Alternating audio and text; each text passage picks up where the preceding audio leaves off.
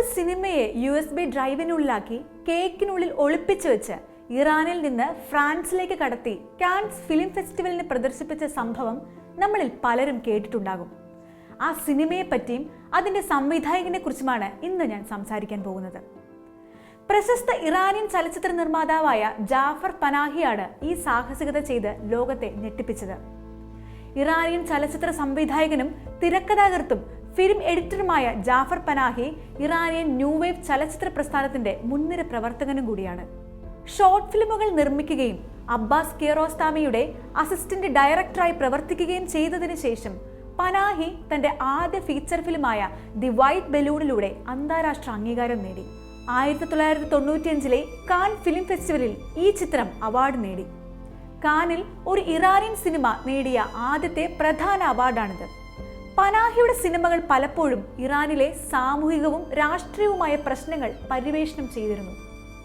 സാധാരണക്കാരുടെ ദൈനംദിന ജീവിതത്തെയാണ് അദ്ദേഹം എപ്പോഴും ചിത്രീകരിക്കാറുള്ളത്.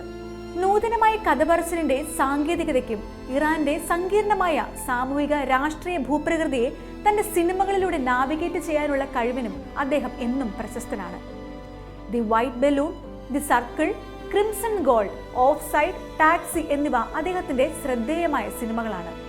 ഇറാനിയൻ സർക്കാരിനെതിരായ പ്രചരണം പനാഹി തന്റെ സിനിമകളിലൂടെ ലോകത്തെ അറിയിക്കുന്നതിന്റെ പേരിൽ അദ്ദേഹം 2010 മാർച്ചിൽ അറസ്റ്റിലാവുകയും പിന്നീട് ഇറാനിയൻ സർക്കാരിനെതിരെ പ്രചരണം നടത്തിയതിന് കുറ്റം ചുമത്തുകയും ചെയ്തു. ലോകമെമ്പാടുമുള്ള ചലച്ചിത്ര നിർമ്മാതാക്കൾ, ചലച്ചിത്ര സംഘടനകൾ, മനുഷ്യാവകാശ സംഘടനകൾ എന്നിവയിൽ നിന്നുള്ള പിന്തുണ ഉണ്ടായിരുന്നിട്ടും 2010 ഡിസംബറിൽ പനാഹിക്ക് 6 വർഷത്തെ തടവും 20 വർഷത്തെ വിലക്കും സിനിമ സംവിധാനം ചെയ്യുന്നതിനും തിരക്കഥ എഴുതുന്നതിനും ഇറാനിയൻ അല്ലെങ്കിൽ വിദേശ മാധ്യമങ്ങളുമായി ഇന്റർവ്യൂ നൽകുന്നതിനും വിലക്ക് കൽപ്പിച്ചു. വൈദ്യ ചികിത്സയ്ക്കോ ഹജ്ജ് തീർത്ഥാടനത്തിനോ ഒഴികെ രാജ്യം വിടാൻ കഴിയില്ല എന്നതും വിലക്കിൽ ഉൾപ്പെട്ടിരുന്നു. ഈ നിയന്ത്രണങ്ങൾ ഉണ്ടായിരുന്നിട്ടും പനാഹി രഹസ്യമായി സിനിമകൾ നിർമ്മിക്കുന്നത് തുടർന്നു. പലപ്പോഴും low budget guerrilla style film making ടെക്നിക്കുകൾ അദ്ദേഹം ഉപയോഗിച്ചു. ഇതിനിടയിൽ പനാഹി കോ പ്രൊഡ്യൂസറായ മുജ്തബ മിർതഹ്മാസിനോടൊപ്പം ധീരവും നൂതനവുമായ ഒരു പദ്ധതി ആരംഭിച്ചു. അത് പിന്നീട് this is not a film എന്ന ഡോക്യുമെന്ററി പുറത്തു വന്നു. വീട്ടുതടങ്കലിലായിരുന്ന പനാഹിയുടെ ജീവിതം പകർത്തിയ ഈ ചിത്രം ഇറാനിലെ കലാപരമായ ആവിഷ്കാരത്തിന് ഏർപ്പെടുത്തിയിരുന്ന പരിമിതികളുടെ ശക്തമായ വ്യാഖ്യാനമായി വർത്തിക്കുന്നു.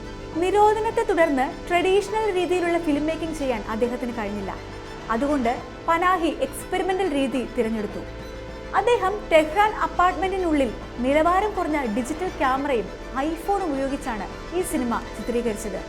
സിനിമയിൽ ഉപയോഗിച്ച എല്ലാ ടൂൾസും മനഃപൂർവ്വം തിരഞ്ഞെടുത്തതായിരുന്നു. കാരണം അത് അദ്ദേഹത്തിന്റെ മേൽ ചുമത്തപ്പെട്ട പരിമിതികളെ പ്രതിഫലിപ്പിക്കാൻ കഴിയുന്നവയാണ്. തനിക്ക് ചിത്രീകരിക്കാൻ വിലക്കപ്പെട്ട ഒരു സിനിമയുടെ തിരക്കഥയെക്കുറിച്ച് പനാഹി ചർച്ച ചെയ്യുന്നതോടെയാണ് ആഖ്യാനം വികസിക്കുന്നത്. ഇറാനിലെ കലാകാരന്മാർ നേരിടുന്ന ഞെരുക്കമുള്ള സെൻസർഷിപ്പിനെയും അടിച്ചമർത്തലിനെയും കുറിച്ചുള്ള ഒരു മെറ്റാ കമന്റായി ഈ സിനിമ മാറുന്നു.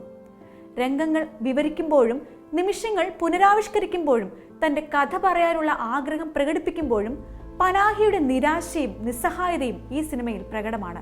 ഒരു സഹകാരി എന്ന നിലയിൽ മാത്രമല്ല, അപകട സാധ്യത ഏറ്റെടുക്കുന്നയാളെന്ന നിലയിലും മിർതഹ്മാസ് ഈ പദ്ധതിയിൽ നിർണായക പങ്കുവഹിച്ചു. ഒരു കേക്കിനുള്ളിൽ ഒളിപ്പിച്ച USB ഡ്രൈവിൽ ഇറാനിൽ നിന്ന് സിനിമ കടത്തിക്കൊണ്ടുപോയി അടിച്ചമർത്തൽ ഭരണകൂടത്തിനെതിരായ ധിക്കാരത്തിന്റെ പ്രതീകാത്മക പ്രവൃത്തി ചെയ്തു. ടെഹ്റാനിൽ നിന്ന് കാൻ ഫിലിം ഫെസ്റ്റിവലിലേക്കുള്ള ചിത്രത്തിന്റെ യാത്ര പനാഹിയും മിർതഹ്മാസും തങ്ങളുടെ സന്ദേശത്തിന് ലോകം സാക്ഷ്യം വഹിക്കുമെന്ന് ഉറപ്പാക്കാൻ എത്രത്തോളം പോയി എന്നതിന്റെ തെളിവായിരുന്നു. This is not a film 2011 Cannes film ഫെസ്റ്റിവലിൽ പ്രീമിയർ ചെയ്തു. ഇത് ഒരു സംവേദനം സൃഷ്ടിക്കുകയും പനാഹിയുടെ ദുരവസ്ഥയിലേക്ക് ശ്രദ്ധ ആകർഷിക്കുകയും ചെയ്തു.